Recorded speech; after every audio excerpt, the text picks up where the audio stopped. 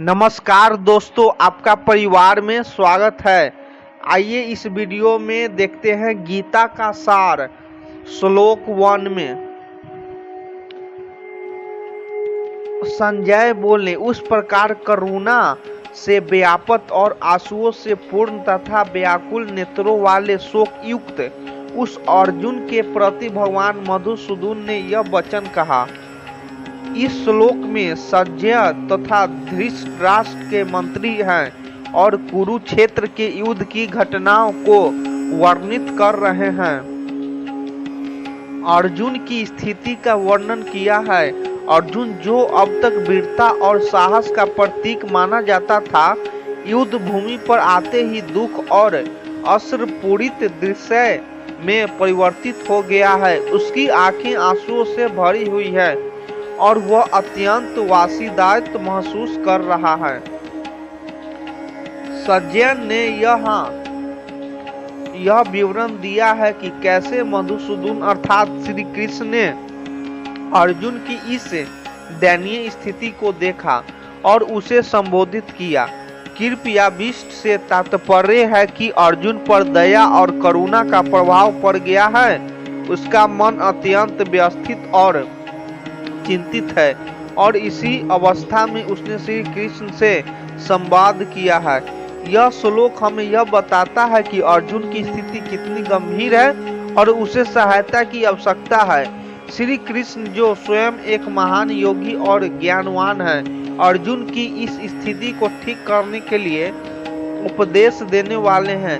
यह दृश्य गीता के अंतर्गत आने वाली महत्वपूर्ण शिक्षण की शुरुआत का संकेत है, जहां श्री कृष्ण अर्जुन उसके संकट से उबारने के लिए मार्गदर्शन करेंगे।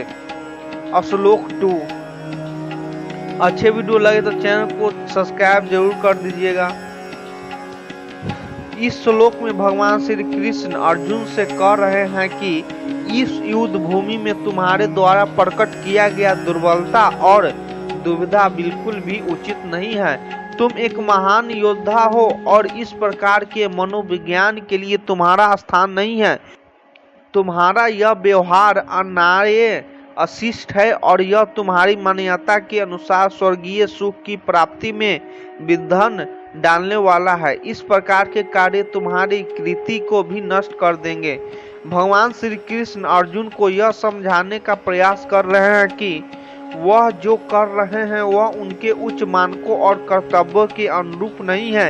यह श्लोक अर्जुन को उनके धर्म और कर्तव्य की ओर लौटने के लिए प्रेरित करता है और उनके नकारात्मक विचारों को दूर करने की प्रोत्साहित करता है। और श्लोक 3।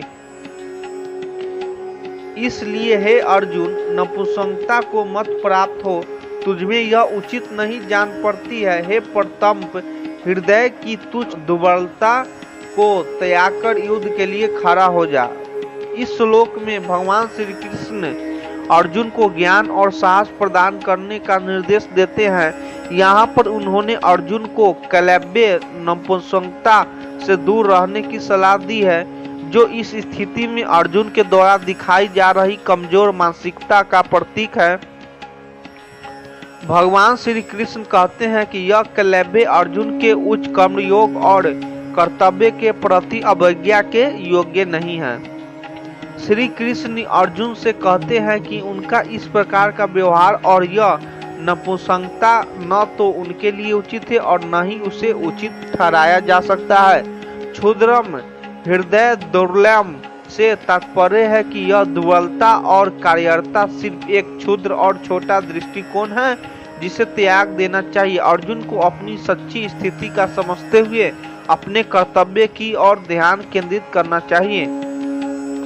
अर्जुन को उत्तिष्ठ यानी उठकर कार्य करने का निर्देश देते हुए भगवान श्री कृष्ण उन्हें प्रेरित करते हैं कि वे परंतप दुख और बाधाओं को दूर करने वाले के रूप में अपनी शक्ति और साहस को जागृत करें। उनका यह संदेश अर्जुन को आत्मविश्वास और दृढ़ता प्रदान करने के लिए, ताकि वे अपने कर्तव्य का पालन सही ढंग से कर सके। इस श्लोक का मुख्य संदेश है कि व्यक्ति को अपने डर और कमजोरियों को पराजित कर अपने कर्तव्यों को निर्वहन करना चाहिए। यह आत्मबल और उच्च मानवीय मूल्य को बनाए रखने आवश्यकता की ओर संकेत करता है।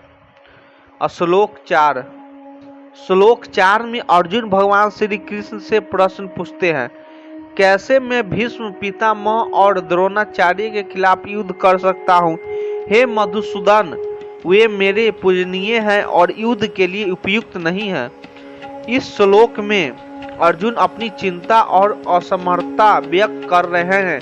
वे दो ऐसे व्यक्तियों का उल्लेख कर रहे हैं जिन्हें वे अत्यंत सम्मानित मानते हैं और जिनके खिलाफ युद्ध करना उनके लिए एक नैतिक और भावनात्मक संघर्ष पैदा करता है। भीष्म पितामह और द्रोणाचार्य महाभारत के महान योद्धा और शिक्षकों के रूप में माने जाते हैं और अर्जुन के लिए उनका विरोध करना अत्यंत कठिन है। इस श्लोक के माध्यम से अर्जुन अपने आंतरिक संघर्ष और द्वंद्व को व्यक्त कर रहे हैं जो युद्ध की कठिनाइयों को दर्शाता है।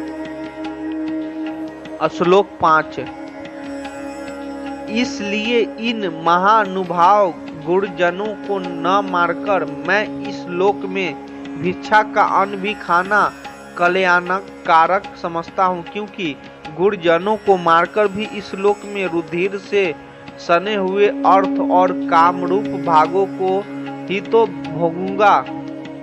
इस श्लोक में अर्जुन अपने गुरु और सम्मानित पितरों को मारने के परिणाम पर विचार कर रहे हैं। वह कहते हैं कि महान और सम्मानित गुरु जी की हत्या करना अत्यंत दुखदायी होगा, भले ही उसके बदले में उसे भिक्षाटन करके जीवन यापन करना पड़े।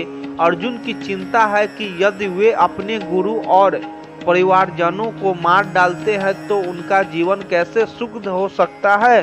श्लोक में यह भी कहा गया है कि ऐसे भोगों का सेवन करना जो रक्त से सने हो, जैसे युद्ध में प्राप्त किए गए हों, उनके लिए अत्यंत अशुभ और दुखदायक होगा।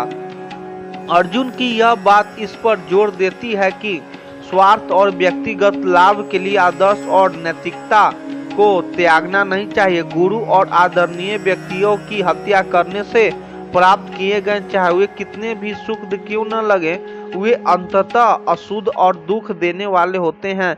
यह श्लोक हमें यह सिखाता है कि किसी भी अनैतिक कार्य के परिणाम हमेशा नकारात्मक होते हैं, इसे बचने की कोशिश करनी चाहिए।